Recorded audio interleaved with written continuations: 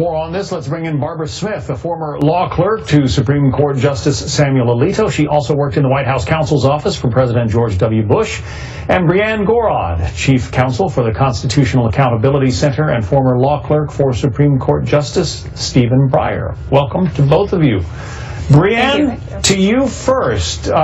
Democrats are expressing some concerns, maybe a lot of concerns about this nomination. How about you?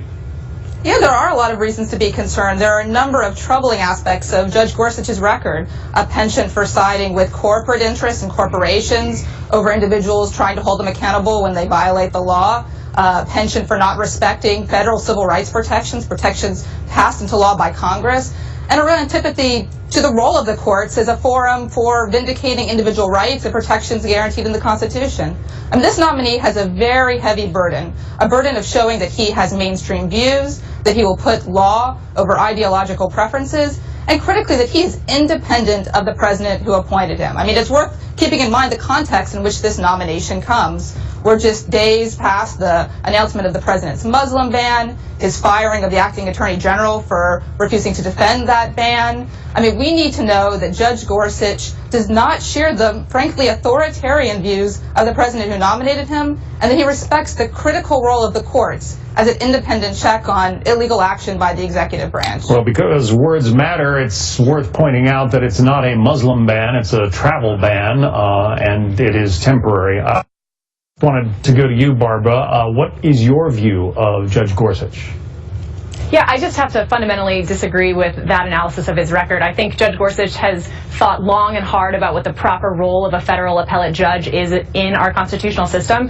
He's a textualist and an originalist, and what that means is that he reads the text of the statute or the constitutional provision that comes before him, and then he neutrally applies the facts of the case to that law. And I think that's the kind of justice we want to see on the Supreme Court. You know, I think his qualifications are really unchallenged. There's no way you can say he's not extremely well qualified to sit on the court given his view of the role of a judge. I just don't think it's fair to level substantive charges at him based on what you think, you know, his view of particular issues might be, because the fact is we don't know. He is a fan, an acknowledged fan of the writings of the late Antonin Scalia, the man that he would replace Brianne. A conservative justice replacing a conservative justice. What's wrong with that?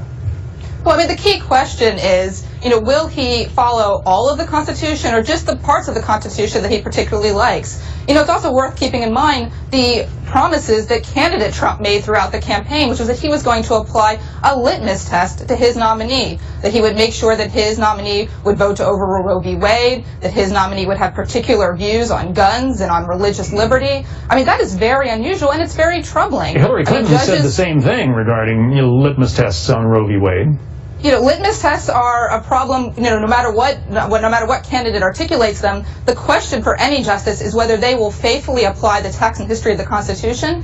And, you know, given what we have seen from Judge Gorsuch, there's, you know, a need to look very seriously at his record and also to know whether he has made promises to the president and whether he will, when cases come to them, take them as they come, look at what the law requires, or whether he's going to put his ideological preferences first. But witness the justices we have sitting now, Barbara. Justices interpret the law in very different ways.